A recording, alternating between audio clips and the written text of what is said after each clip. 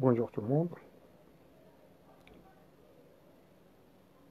bienvenue, ravi de vous rencontrer encore une fois. Je tiens tout d'abord à remercier mes amis et mes collègues pour leur part qui me permet d'acquérir une confiance totale pour le suivi de mes séances et en gardant un œil critique et avisé, et qu'ils ont toujours montré de l'intérêt pour ma chaîne et aussi ils ont répondu à mes sollicitations. Et je remercie vivement les abonnés, que ce soit les abonnés actuels ou les abonnés futurs. Encore, je remercie évidemment toutes les bonnes volontés qui ont, chacune à sa façon, contribué au développement de cette chaîne. Nous poursuivons toujours nos séances en ce qui concerne le contrôle de l'État sur le secteur des assurances. Et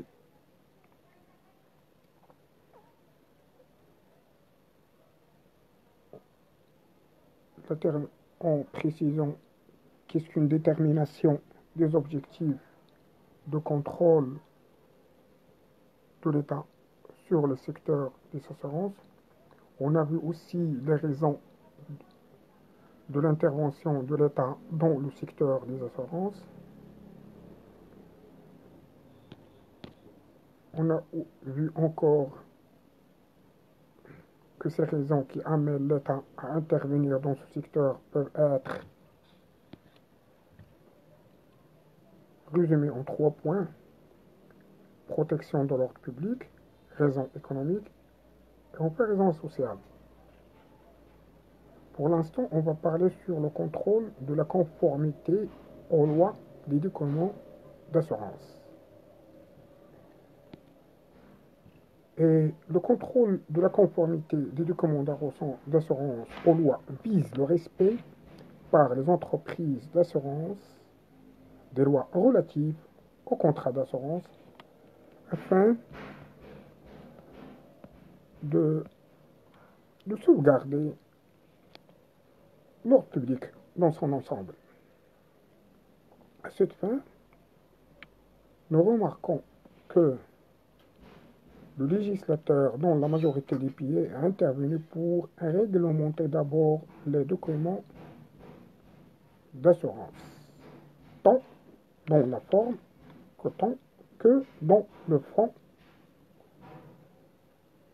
et en transmettre ensuite le superviseur ou la supervision au pouvoir public,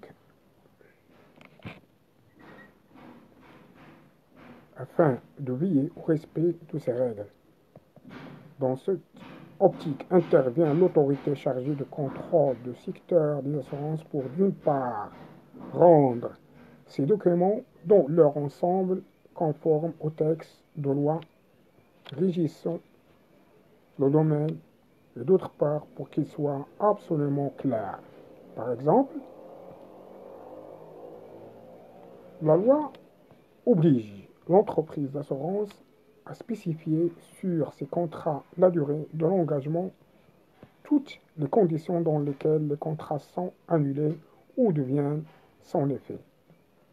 Ce qui implique bien sûr que l'autorité de contrôle peut interdire, dans le cadre de l'exercice de ses prérogatives,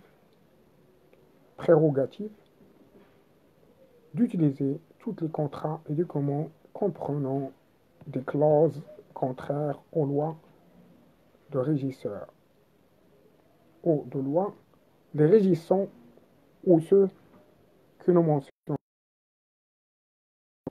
mentionnent pas les recours mis par le législateur à la disposition de l'assuré pour résilier ou annuler le contrat. Nous concluons de cette présentation que toute modification, changement ou création de nouveaux modèles de documents ne peut avoir lieu que dans le cadre et conformément à la loi, ce qui limite le champ de mobilité et de contrôle dans ce domaine à veiller au respect de la loi. Ceci indique que l'autorité de contrôle ne dispose pas d'un pouvoir d'appréciation sur ce point. Alors que la mobilité de changement et d'immodification d'une entreprise dans une entreprise est largement ouverte, à condition de ne pas être en contradiction avec la loi. Si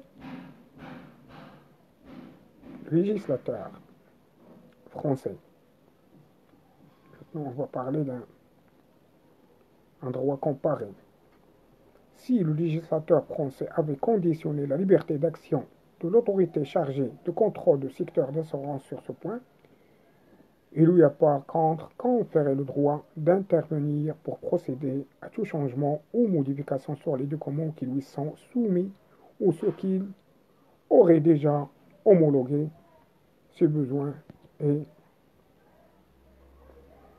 ces modifications restent néanmoins soumises à leur conformité avec la loi.